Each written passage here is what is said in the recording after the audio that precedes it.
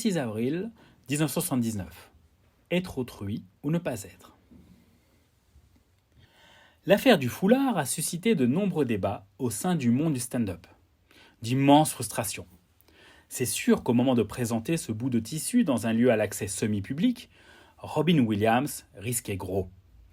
Le soir du 10 juin 2001, invité par l'Actors Studio, il écoute religieusement les commentaires de James Lipton sur son œuvre, passant en revue ses débuts comiques jusqu'aux consécrations cinématographiques. Tout à coup, Robin Williams se lève et saisit un foulard rose dans le public d'étudiants cinéastes venus suivre le cours. Pendant 4 minutes, avec cet unique accessoire, il improvise et incarne une palette de personnages inimaginables de la cinéaste indienne Aura Bingay. Si le stand-up nécessite une part d'improvisation, cette curieuse espèce d'humoriste dont fait partie Robin Williams requiert seulement un mince fil conducteur assez solide pour résister à la tornade qui l'accompagne sur scène. Aussi à l'aise dans les répertoires classiques, où ils suivent mot à mot les exigences des metteurs en scène et auteurs, il ne cède rien sur leur précaré de scène de stand-up. Comment les déstabiliser ? Une seule manière, leur demander d'être eux-mêmes.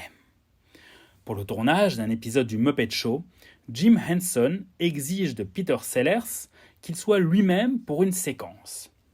Ce dernier répond qu'il lui était plus simple d'incarner la reine Victoria.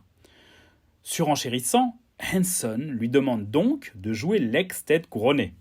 Le maître absolu de la réincarnation, muse de Stanley Kubrick et Blake Edwards, insistera tout le long de sa carrière sur ce droit de réserve, de ne pas être lui-même. Qui est-il vraiment ? Andy Kaufman, le plus grand poète surréaliste du stand-up, réussit à faire douter de sa présence réelle sur scène, même après sa mort.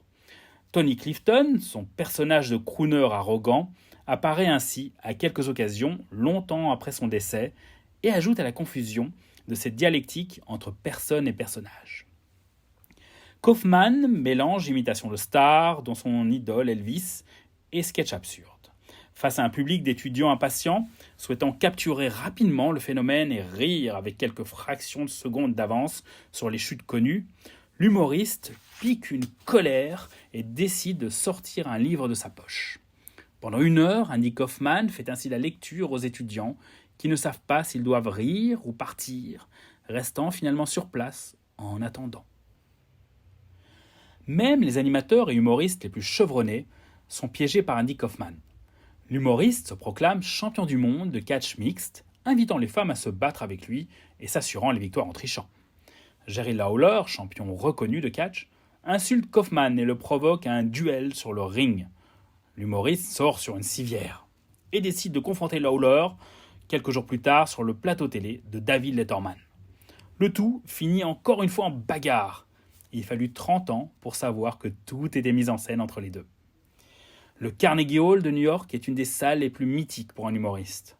Un spectacle qu'on prépare et où on aime convier ses proches pour le montrer que ça y est, que toutes ces années à devoir répondre à la même question « Mais que faites-vous vraiment dans la vie ?» valait l'investissement.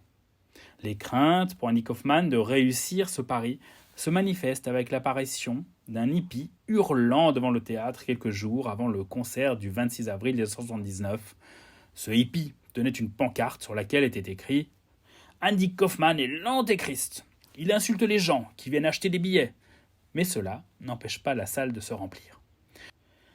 Sensible à cette grande occasion de briller à New York, Andy Kaufman invite sa grand-mère Pearl et la présente au public. Il la fait monter sur scène pour qu'elle puisse voir tout le spectacle sur un fauteuil spécialement aménagé.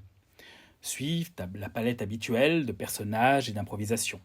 Lorsque les spectateurs commencent à quitter la salle, une 50aine de Rockets, des danseuses de cabaret, et les chœurs du tabernacle mormon font leur apparition. Et comme second rappel, Andy Kaufman demande au public de monter dans les 35 bus réservés pour aller manger un cookie et boire un verre de lait tous ensemble. Le manifestant de la veille était en réalité Andy Kaufman déguisé.